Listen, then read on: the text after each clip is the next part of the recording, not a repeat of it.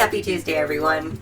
This week we are finally engaging in the house tree making of this particular biome. This particular biome, we call it the biome of dark woke. Dark oak, I mean. Sorry, I misspoke. But let's just get to it, you know? I mean, we've talked about it, we've complained about it, we've whined incessantly about it, you know? We've made all manner of problems, you know? But at the end of the day, when life gives you a depressing lack of poison spiders, sometimes you just have to make some poison spiders for yourself. And that is just a fact. It's what they say, you know, and they say it for very good reasons. I've heard numerous, you know, elders, people of renown, wise human beings, people with like letters in front of their name say this, and they're right. You know, life only gives you the poison spiders that you're willing, you know, to collect for yourself. Now, what does it mean? What does it mean to be a dark, woke oak tree? I don't know yet. But together, you know, through our mutual experience of this particular Tuesday, I think we can get a little closer to the answer to that question. But in order to do so, we're going to have to put together a little bit of a dwelling place before nightfall. There's a couple more things. There's a small collection of other objects. There's a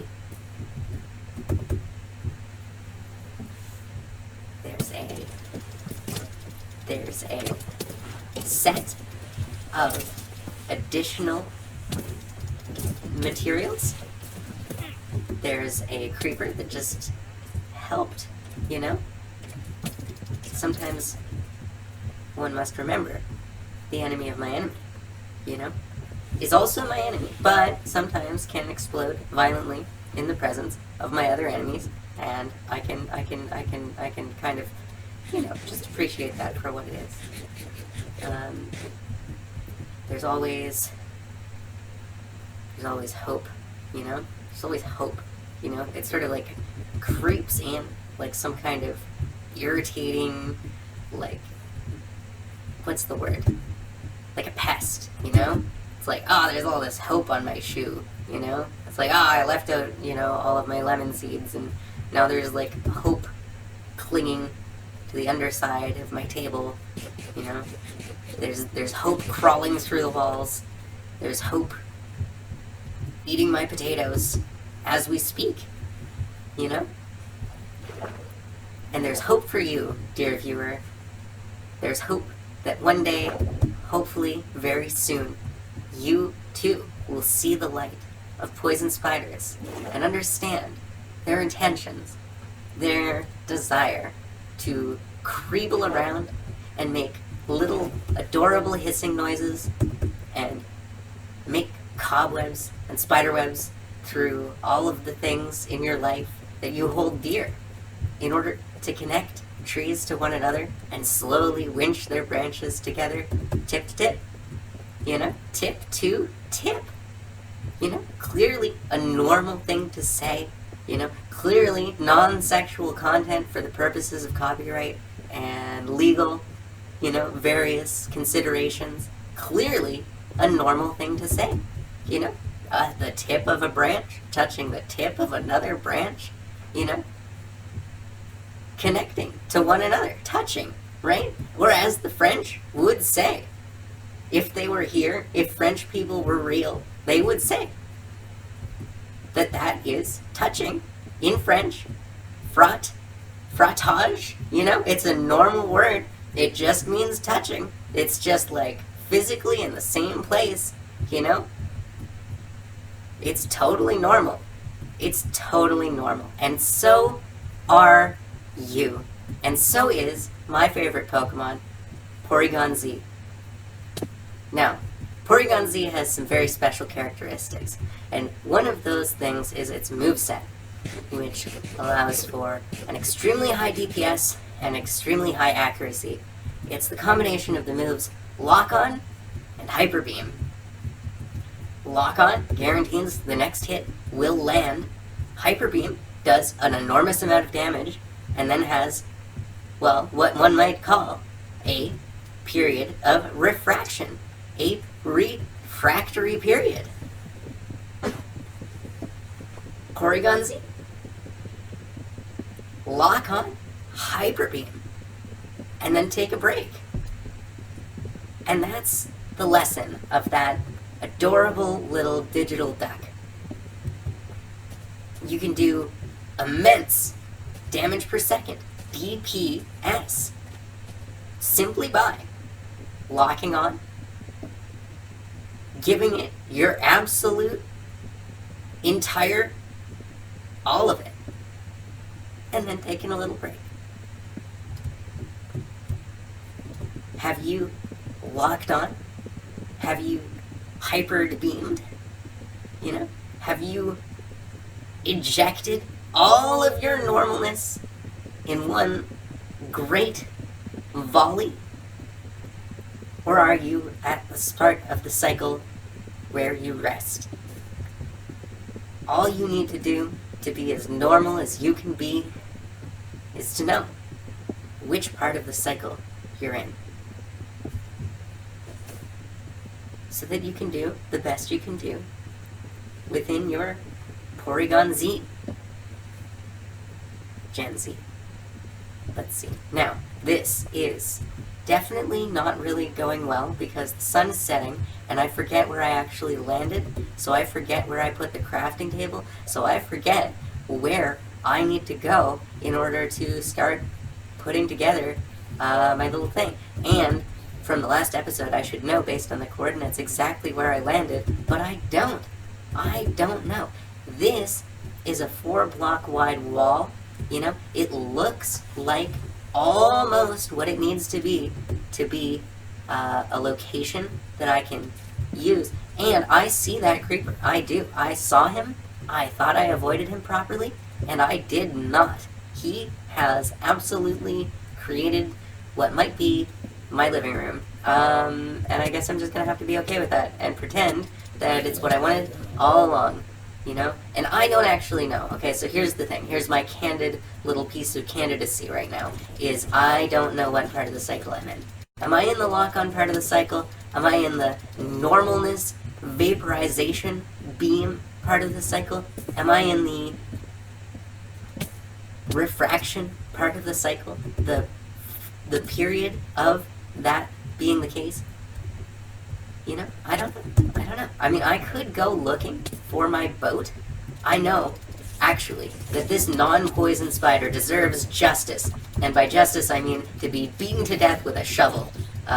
Because I need string. You'll find out. It could be said, stringing my audience in some way along.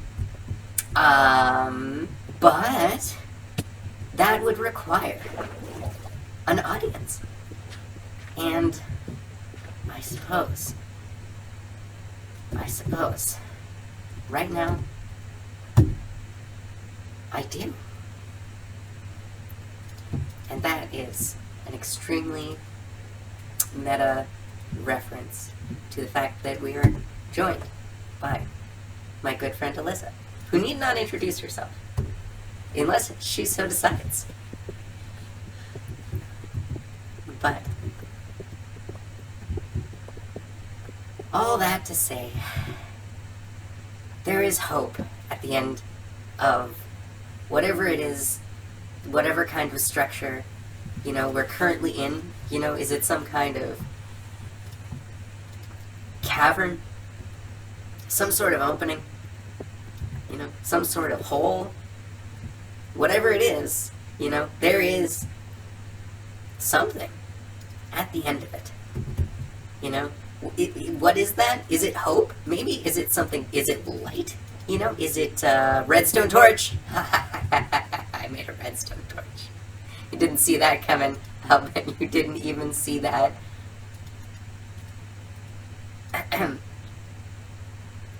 Ejaculating. You know? I don't think you did. So I make a black bed from the black wool.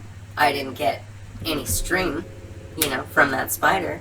But I'm not going to freak out about it. I'm not going to lose my mind over it. I'm not going to go absolutely insane over that fact.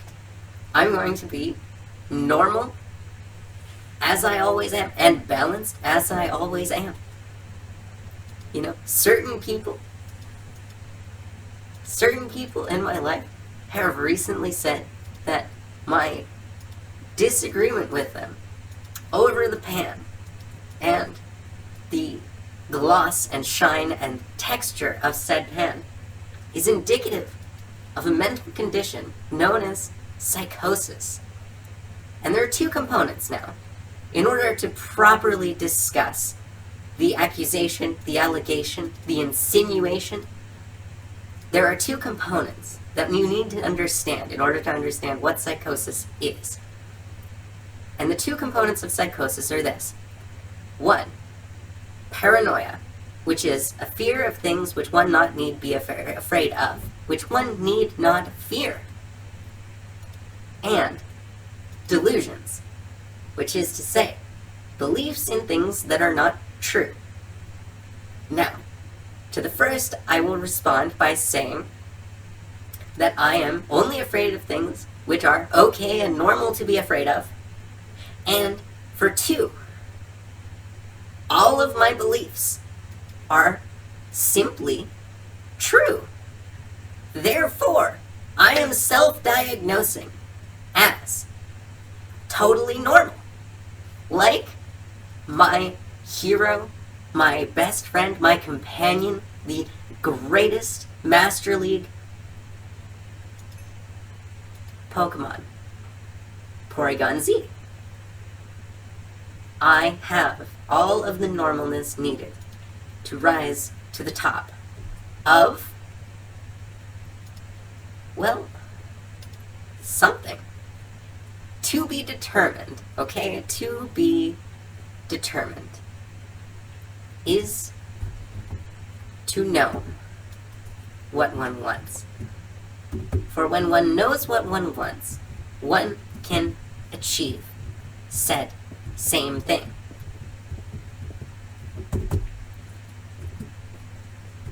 And if that thing is bioluminescent plants, you know, that creeble over all of civilization and follow magnetic fields, slithering into our walls, you know, replacing our infrastructure from the inside out, you know, in a very normal and okay way that everyone thinks is a good idea and likes,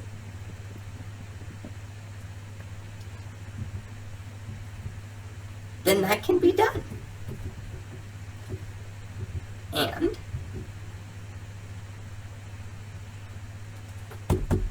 maybe it has been. But I want to clarify something extremely basic.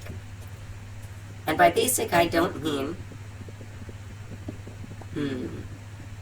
what people mean when they say someone is a basic bitch. What I mean is something fundamental. Fundamental to my experience, fundamental to my reality, fundamental to my approach.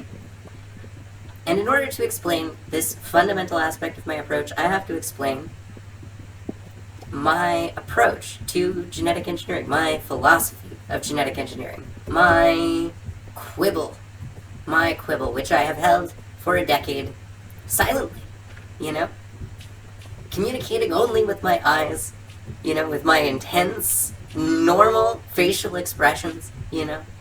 But the traditional approach to genetic engineering involves combining cloning of a gene that one wants to move into another organism with cloning of a gene that the organism needs to survive. Now, if the organism needs something to survive that it doesn't have, how can it exist? Well, one must challenge the organism with something that will certainly kill it and grow it in that context. So let me simplify by providing a direct example. Let's say you have E. coli, right? Bacteria used in genetic engineering to carry plasmids around. You can't just give it a plasmid with a gene for bioluminescence, for example, and expect that it will maintain that plasmid. It's extra effort, it's extra burden, it adds something to the overall life burden of that organism to maintain that plasmid. So let's say that that plasmid doesn't just have your gene for bioluminescent plants. Let's say that that plasmid has kanamycin resistance, right? Kanamycin being an antibiotic, think like penicillin, right? So you have to give it kanamycin resistance and your gene, or else it won't work. It won't maintain the plasmid. Now think about this from the humble bacteria's perspective. You know, have some empathy. The most normal thing one can have. Empathy for a bacterial cell.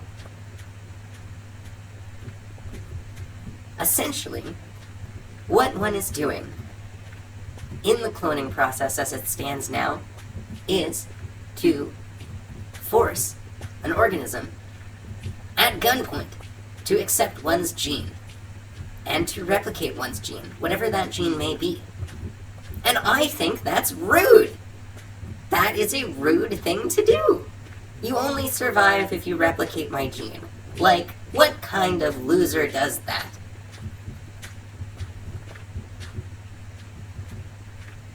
Now, having said all this, I have provided, in the previous 2 episodes, the context, where this point of view all came from, and I don't feel it necessary to repeat myself. If bioluminescent plants start creeping through the environment, I will consider it a blessing, Consequences. What will happen to me? Is it illegal, to spread, genetic material, of uncertain origin? Well, that's a good question. I didn't look it up, because looking it up would have left a record behind. And so, I don't know what the consequences on a legal level are for everything that I've admitted to. Will I be universally acclaimed and loved as a result? Will people think, oh, that's amazing, you did so good? I hope that bioluminescent plants start replacing our infrastructure on their own and just let it happen. That could happen. It would be unexpected, fully. I expected to be executed by the state as a result of doing this. But my therapist, my actual therapist is not an evil therapist, I made a cardinal error of not seeking the judgment of an evil therapist, but just a normal therapist, I understand that is not a good idea. That's not something someone should ever do, is listen to the advice of a normal therapist over an evil therapist. But, money was tight. And so I accepted the advice that I was able to afford at the time. Save a little cash. My therapist said, I tend to catastrophize and make things. What does catastrophizing mean? Catastrophizing means turning something that wouldn't be a catastrophe into a catastrophe. Making a bigger deal of something than it really is. And I have friends who have also told me, that I've worried about this too much, that I've made it a bigger deal than it really is. Because, you know, if you blend up all of the genes of a bioluminescent algae and a magnetic field following bacterium and place them in a plasmid that injects them into plant cells under the control of a constitutive promoter with a plastid localization signal that sends by default all of the proteins this thing expresses to the plastids of the plant cells,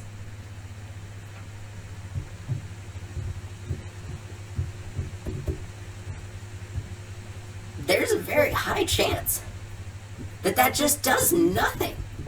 Even if, you know, you cackle maniacally and dip the tips of random trees, you know, in your local municipality into this particular cocktail of agrobacterium, you know, there's a good chance that it just does nothing. And so, some may argue that it is a strange crime that did not require a decade of one's life, you know, to carefully maneuver into position to be able to commit. A strange crime that may not even be a crime. A strange crime that may not even be provable to have happened. A strange crime that may not even be actually a crime, you know. Maybe something that could make it extremely difficult to return to lab work and require someone to develop a new set of skills, for example, in, you know, the practical, physical trades, you know, in the trades of construction. I mean, the question being, right, would someone who did that be fucking over their entire life and career for no reason? It's possible. It's possible. It's totally possible. And yet, I maintain my earlier position. I am only afraid of things which I should be afraid of, and all of my beliefs are true. AKA, I am extremely normal. And so, seeing as I am extremely normal, and I am only afraid of things that I should be afraid of, and I have lost my sense of fear, and am not worried about the consequences, both legal and practical and biogeochemical, you know, that's two things, you know? A list of 3 items can be 2 things if you believe in yourself, dip. You know? And all of that is the essence, in my opinion, of Dark Woke. So you see, the biome appeared, the biome manifested, the biome came to me when I understood its message, its essence, its practical, you know, its normalness. When I understood what it was about, it came to me. And I would not have found it if it were not the case.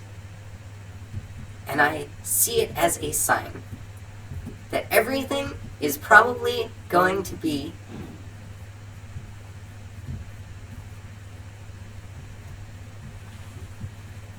something totally fine, might fit, extremely fucked, might fit, extremely fine, might fit. You see, there's a number of possibilities. There's a number of possible outcomes. There is an infinite number of possible outcomings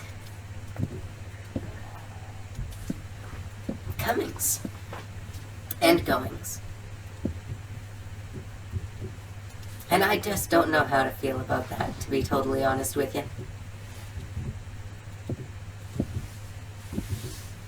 Because there's that old phrase, the devil you know is better than the devil you don't. And I question that phrase. It's often seen, promoted, expected to be, just true. But sometimes the devil you don't know is actually, pretty chill. When the devil you do know is really bad. And the devil you do know is the fossil fuel industry. And it's definitely bad. And everybody knows it's bad. And it knows it's bad. And it's suppressed the information for decades. So, at the end of the day, even if my actions result in some sort of unexpected consequences, that might be less than non-negative, I'm going to count it as an overall win relative to the continuation of our current condition.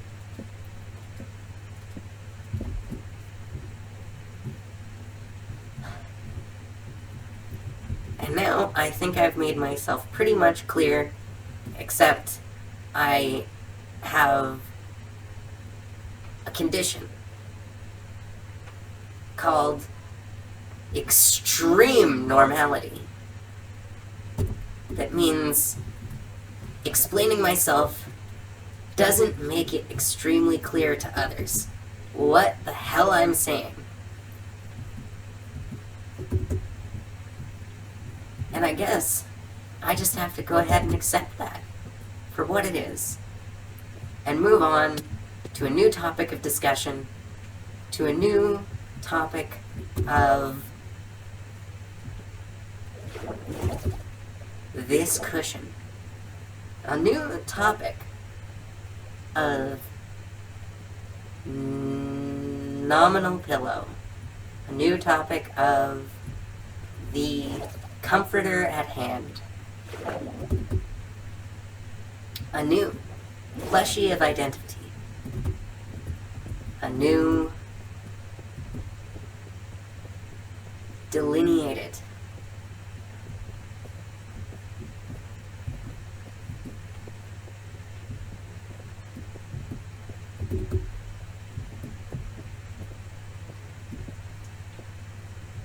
bunny? Like a bunny? I mean, a bunny's soft. I'm really struggling with the synonyms today. I think it's time to break out the old thesaurus, but I'm not going to a separate tab because I feel like that would interrupt the flow. That would interrupt the continuation, the continuity, the continentality of this whole affair, of this whole marital incongruence.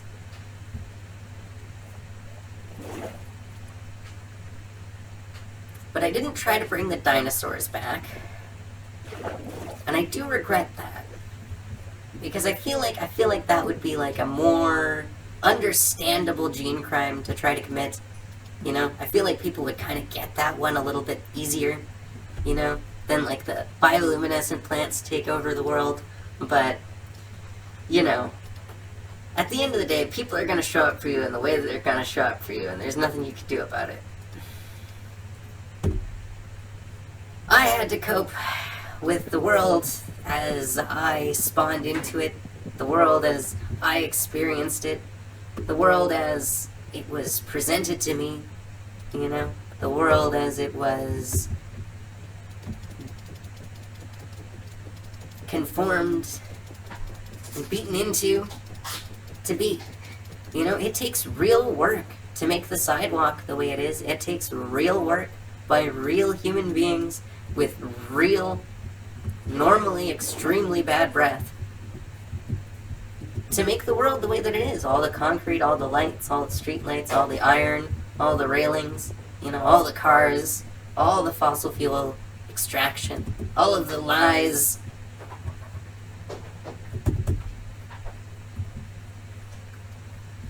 It all takes effort. The world is the way it is because of the actions of human beings.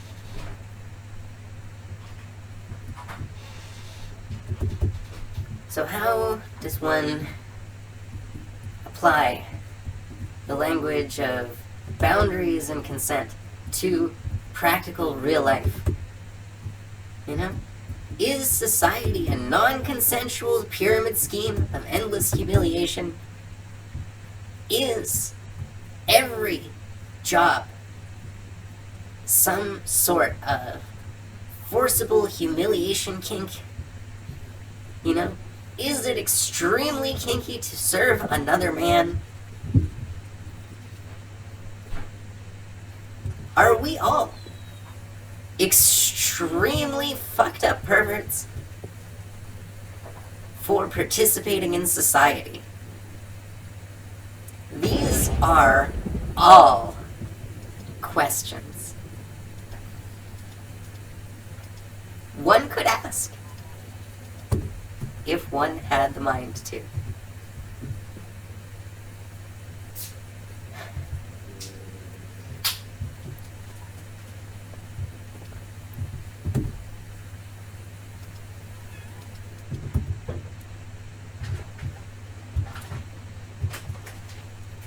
But the only thing that's on my mind right now is that I'm a slimy little weirdo, and I just want to be noticed and appreciated for being my slimy little weirdo self. And that's about it. You know, that's about it. And honestly, dear viewer, how different does that make me from you?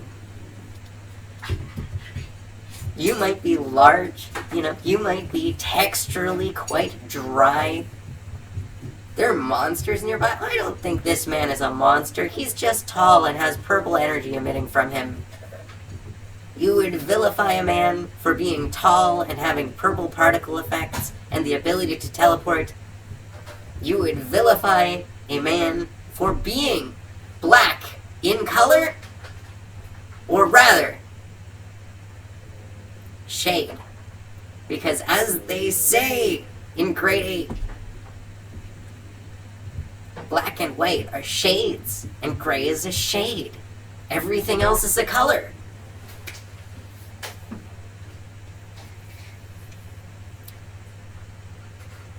Dark, woke.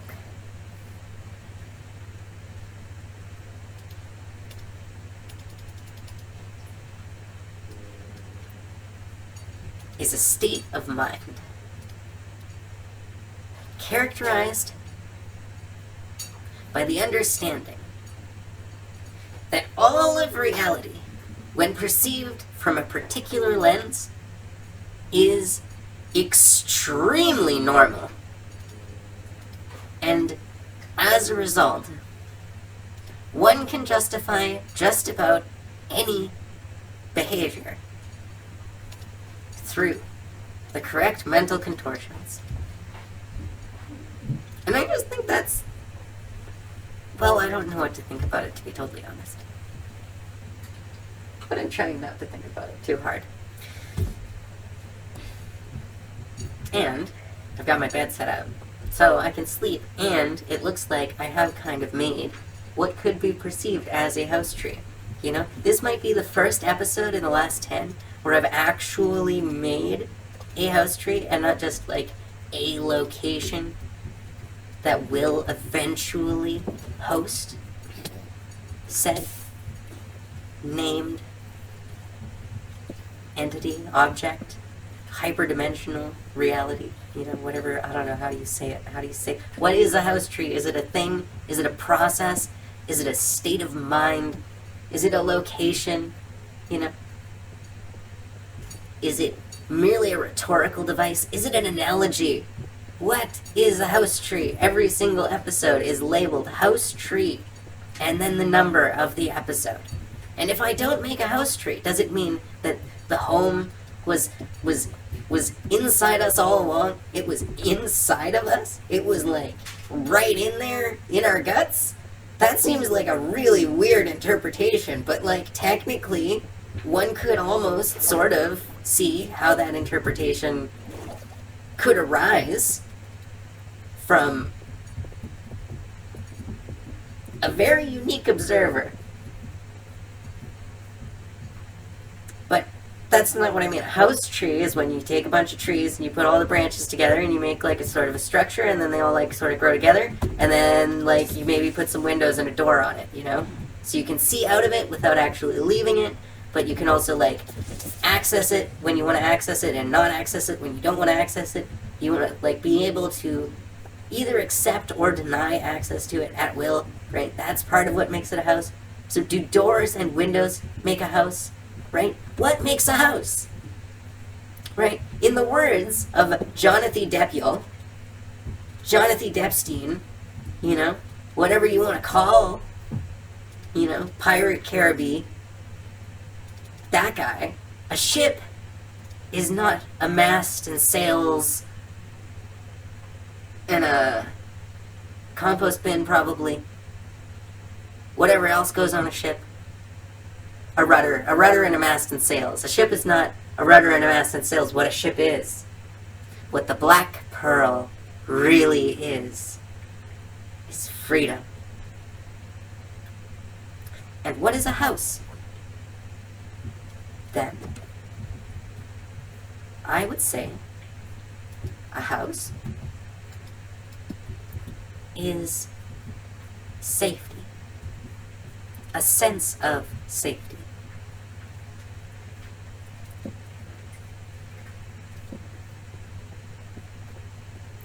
But we also have the word home. And people often say that a home is distinct from a house, in that one can live in a house and not feel safe. One can live in a house and feel that one's needs are not met, that one is not seen, that one is not understood. There can be numerous problems that separate a house from a sense of safety. But a home is a safe place. A home is a place where one belongs.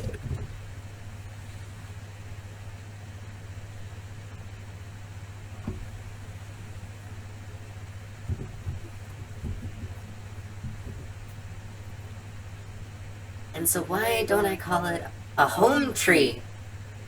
You know? And to that I say, you're overthinking this. Please. Just calm down a little bit, dear viewer. You need to calm down. Don't freak out about this, okay? A house tree is a house, okay? It's possible to live in a house tree, and I suppose maybe there could be an abusive family structure within that, right? I don't want that to be the case, but I'm just saying, I'm just acknowledging the possibility, okay? Creating house trees won't magically fix all of society. It might help with our climate problems. In fact, I'm sure it'll help with our climate problems. And I'm sure that it requires, you know, a certain level of attention to the world around oneself and to other human beings, and just an overall sense of peace and trust for, like, nature. I think it's a more harmonious approach to things, right? But it won't fix the human element on its own, you know? I think part of it is it requires that the human element be slightly better, and that was sad. I didn't want that creeper to blow up that corner of my house. I didn't want that to happen. You know? That was beyond my control and slightly irritating. And I'll just have to accept it. I'll just have to accept at a certain point that some people are wrong about what makes a pan clean. That some people are wrong about my intentions. That some people are wrong about, you know, the inherent value of poison spiders.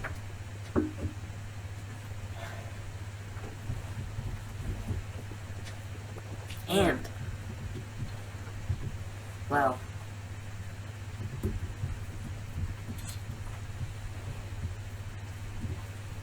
I guess that's about it.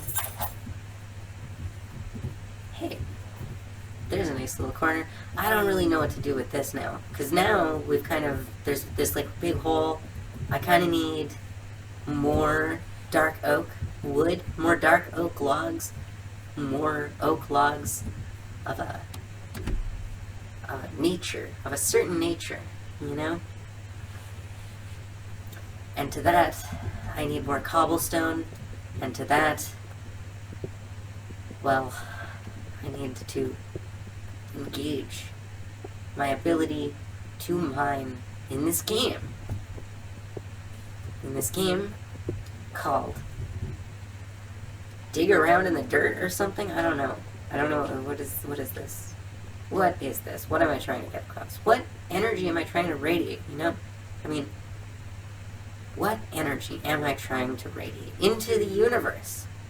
It's a really good question, you know? I think scholars should start fighting each other about this question. As it relates to this particular channel, to this particular artistic practice, you know, towards this particular insanity that I refer to, you know, in a extremely sarcastic way as my life. Because it's not really my life, and it's not really now or never. Life is shared. Life starts where one's plan ends. And I have run out of plans. I did my mad scientist arc, you know? I did my electrician arc, you know? I did my accidental arc welding, my linesman pliers on a 20-volt service arc. I did my Irish creation story involving the Irish arc, where the shapeshifter escapes into the ocean rather than bear the responsibility of repopulating the earth with 150 separate women, you know? And now I'm out of ideas. And Alyssa's wrapped up in a blanket on the couch. She looks cozy. She looks happy. She looks safe. And I don't want to interfere with that. And I feel that perhaps if I am overly misunderstood and if I attempt too hard to explain myself, thereby leading to the misunderstanding,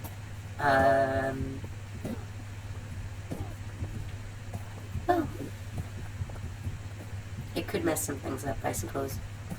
It could go badly. But then again, it could go extremely well, and everything could be fine.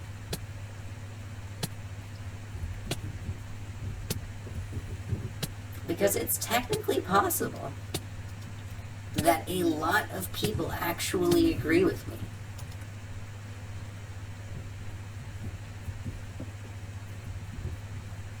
And that a lot of people do want a different way to engage in this horrifying torture called a society, by which I mean that it should not be easy to describe in a relatable way as a form of torture and a mutual humiliation ritual and a giant pyramid scheme that dooms the planet to complete uninhabitability. It is technically possible that a lot of people actually want the world to be a fun, safe, enjoyable place that's ecologically sustainable. And it is possible, technically, that my actions have made that slightly more possible. And it is technically possible that those who agree with me will outnumber those who disagree, and that I may, in fact, through that absolute improbability of multiple fractional probabilities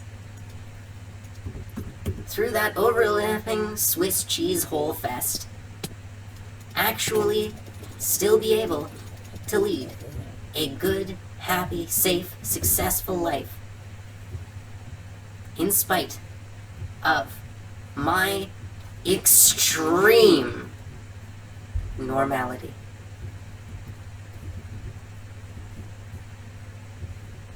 In spite of my condition.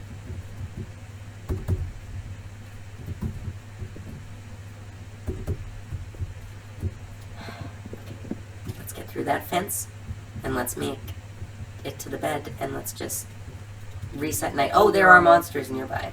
We cannot solve the problem created by the nighttime by ending the nighttime. You see how the problem has reinforced itself? You know, I think that's silly. I think that's dumb. But in this game, I have the option to just go to bed, to just sleep, and start in the day, and like, oh no, that's not what I'm talking about. What I'm actually talking about is the option, the possibility, you know, to simply turn off the monsters. I could just make the whole thing not scary for myself in this game.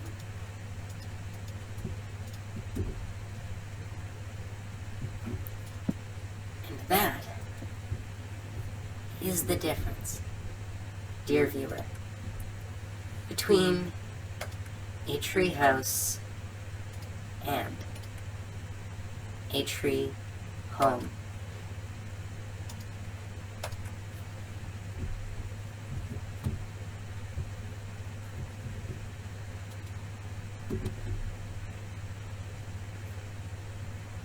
Merely the understanding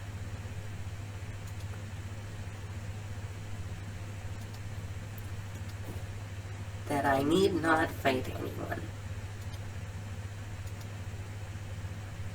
even at all.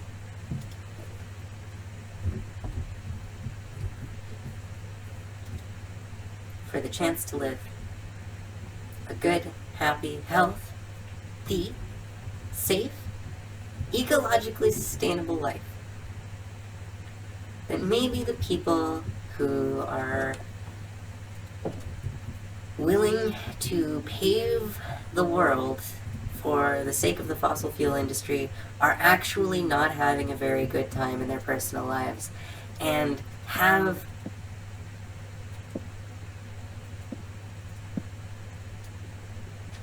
good sense, actually. You know, self-preservation, the ability to feel joy, you know, the ability to feel anything at all, you know? And in order for me to believe that, I simply need to believe that they are legitimately, physically, practically, materially, also human beings, despite all evidence to the contrary. That they might, through some miracle, grow a sense of decency and simply allow the world to be a good place. Because, like, why wouldn't you? Like, why would you not do that? It seems kind of like a, sort of problem in the mind, you know? Hello, Spaghetti. Spaghetti's attacking my computer mouse because she is a cat and she sees a mouse and she knows what that means. She knows that that means that the episode is coming to a close and that it is probably time to take a break, mentally, physically, and spiritually. Accept what is, you know? Viciously bite the cord of what is not. Spaghetti, please don't destroy my computer mouse cord. I will not be able to control my avatar within the Minecraft world if you attack it. No, don't do this. The cat's name is Spaghetti. Okay, she's super cute. And now I remember the last thing that I wanted to discuss, before the end of this episode, the very last thing, the penultimate, the PEN ultimate.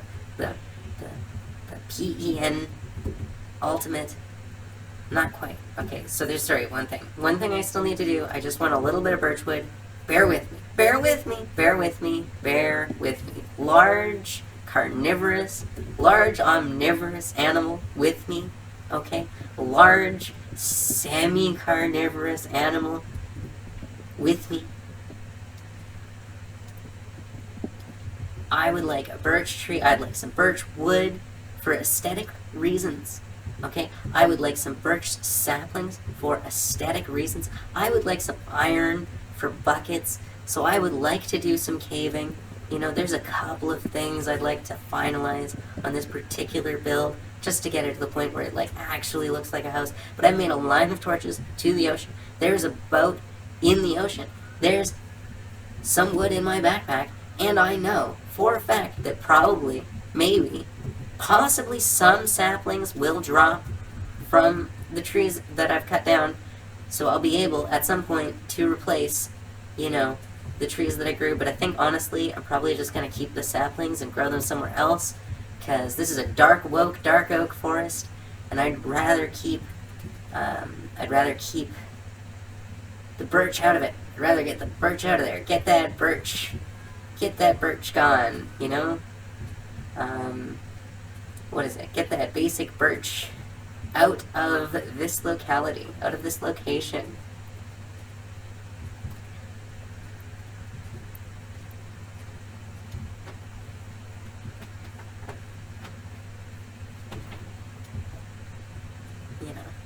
A terrorist's purpose is to spread fear, right?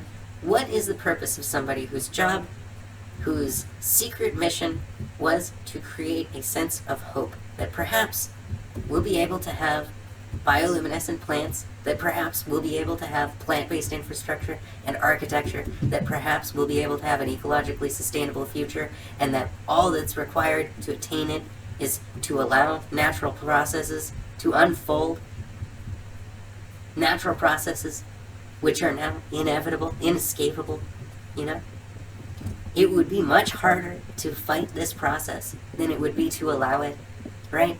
Do you call someone who spreads hope a terrorist, or do you call them a hopefulist? What is the correct term, dear viewer? A bio-hopefulist. But I think that sounds kind of stupid, and so I'm going to stick with calling myself one among a growing network of symbiosisters.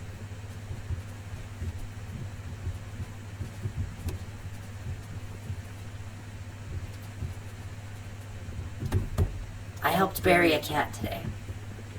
I came to record this episode. I came to a specific location to record this episode, at a location, on the planet Earth. A location with a specific nominal address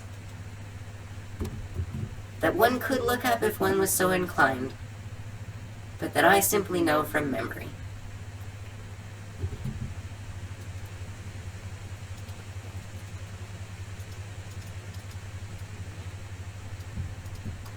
I need storage. I'm gonna build a chest. Da da da. I love chests. Da da da. It's a boob joke. Da da da da da da. Let's just throw all the leaves and a bunch of stuff into the chest so that I don't have to worry so much about what should be there, what shouldn't be there, So I don't have to worry so much about practical need when I'm focused on the higher spiritual plane of real life, probably, of finishing this episode, coming to a reasonable conclusion, wrapping up within a specific time frame in a way that would be reasonable to a hypothetical viewer, someone, with a particular mental illness that makes it possible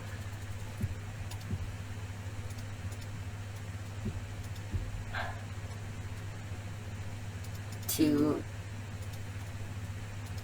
understand my perspective.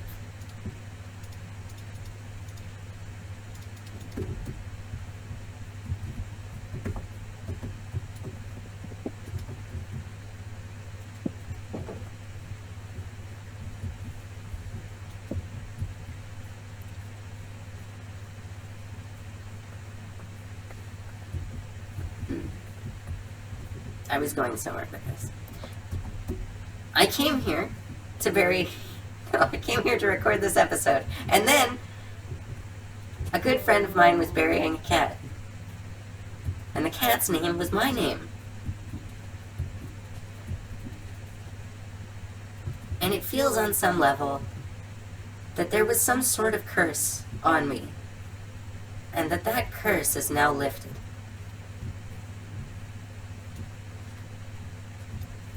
And I don't want to get too ooh-woo or creebly-croobly on you, but I think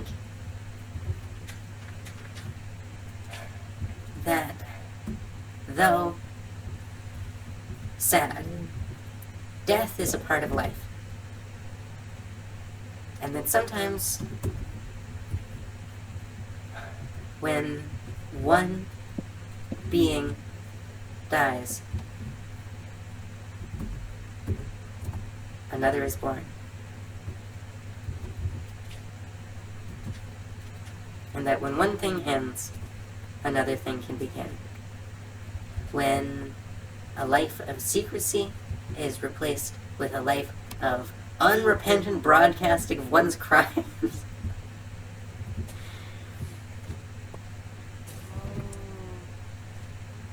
Well, let's just say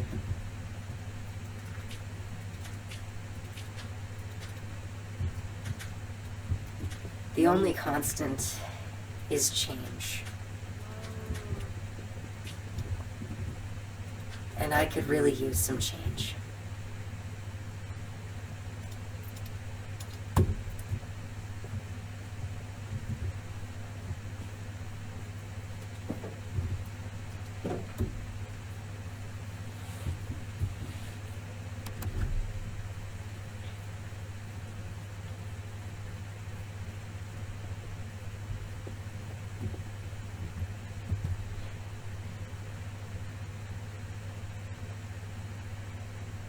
Thank you all so much for watching. Like this video if you liked it. Comment if you comment in general in life. Subscribe. Support me on Patreon for as little as $1 a month. And remember, no matter who you are, no matter what you believe in, no matter how much you might want to seize all of my assets and sequence all of my plants in order to determine if my story is true, or go through all of the records I didn't write down to try to ascertain if I'm completely full of shit, it is always Tuesday! And have a great day.